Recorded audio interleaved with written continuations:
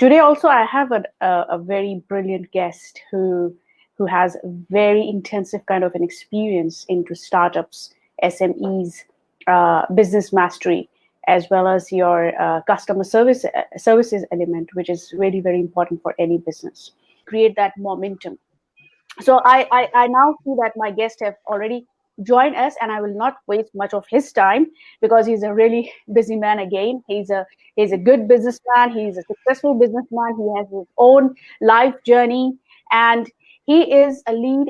Or he actually lead facilitator of SESIL Entrepreneurial Coffee Session and a CEO of SESIL Ventures. Now we will learn more about it. What is SESIL Ventures and how does he explain? And but I personally know him that he has so much quality in his thing. He has so much academic and plus moral values, both together joined for his business strategy and enterprise. So I do read in his biographies that he is so much concerned about rebranding the informal sector, demographics, encouraging graduates, creating and taking up jobs within the informal sector to reduce the unemployment. Now, this is very, I call it kind of a wisdom, which a person should have to understand that, okay, we complain that there are no jobs, but there are jobs. The thing is that we need to just sit and switch and tweak our thinking pattern to understand where can I find a job and which can lead me towards next milestone. So today, let me welcome you, a startup business development analyst with me, Mr. Emmanuel E.K. Awumee. Emmanuel. Awumee, thank you very much. Thank you so much. To introduce the whole concept of Zen Fusion. Tell us about yourself, your company, and what do you do? Okay, my name is Emmanuel Awumee, as you rightly have mentioned. I am the CEO of SESIL Ventures and then the lead facilitator for SESIL Entrepreneurial Coffee Session. I have been in the entrepreneurial space for over 2 decades now. I have run a startup business from scratch, having come this far with it. And it's been quite an interesting journey to have to start a business from scratch, almost cashless, and have to go into various diverse businesses to be able to raise capital, to be able to invest into the major business I'm running now.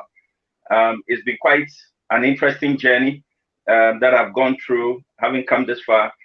And growing up, I have realized that our societies tend to frown a bit on this type of informal sector businesses. And so I took up the challenge to want to contribute my quota to be able to prove to society that it is not evil to have to work within the informal sector. It is quite a lucrative business that you can do within the informal sector that can also help rebrand that sector to be able to create a lot of job opportunities. And so I have really gone through that field, and it's been quite successful, if you want to ask me. And so this is how briefly what I have been able to do with the business I've run, and I've come this far. Great. Emmanuel, you mentioned about your startup in an informal sector.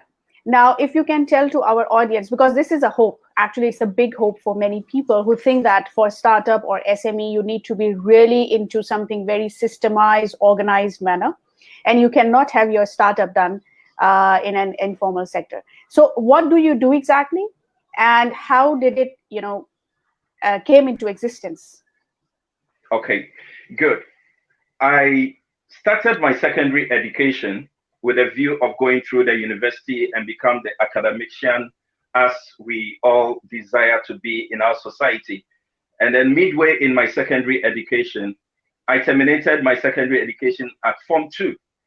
Now, because I realized I had a lot of passion within the automobile industry, and so I felt going to the technical school was really going to enhance my abilities and my knowledge in that industry to be able to perform. However, it was quite a challenge for my parents to allow me to do that.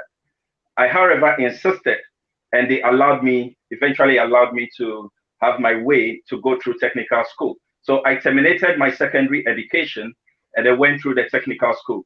Howbeit, in graduating at the technical school, I won a bronze medal from the City and Guilds of London Institute, having been the first best student among 25 students all over the country here in Ghana in that year, 1987, who wrote the exams among various crafts within the technical schools.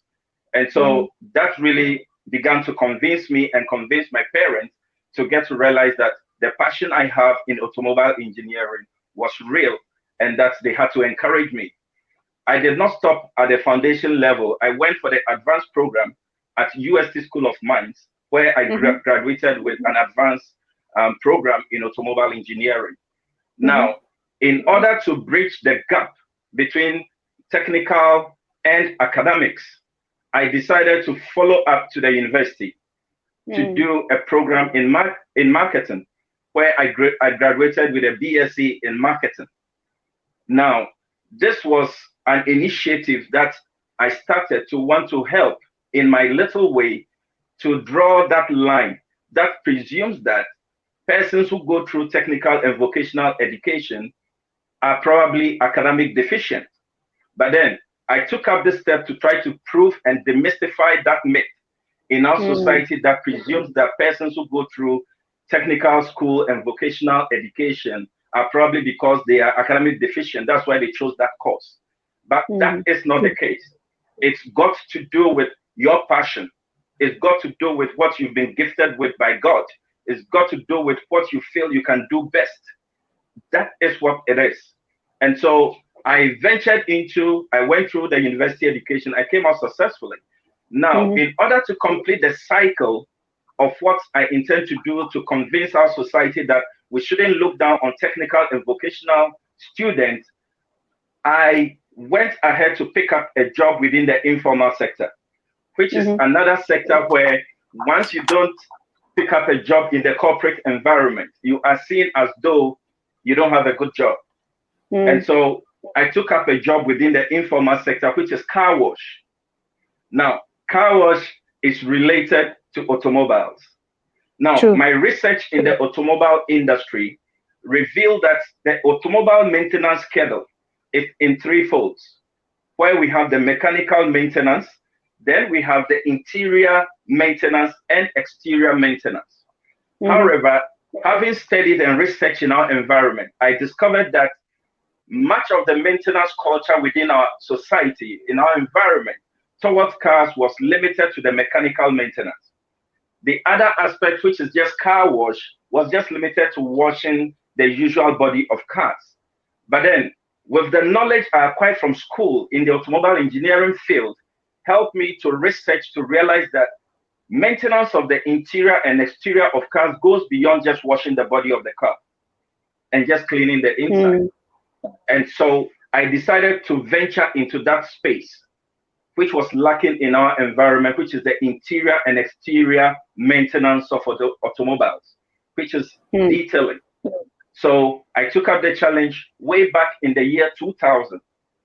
In that space of time, hardly will you find any automobile detailing company commercially in Ghana. So, but then I was challenged to actually get this business to run. So initially, when I started it, it was quite challenging because the concept was new.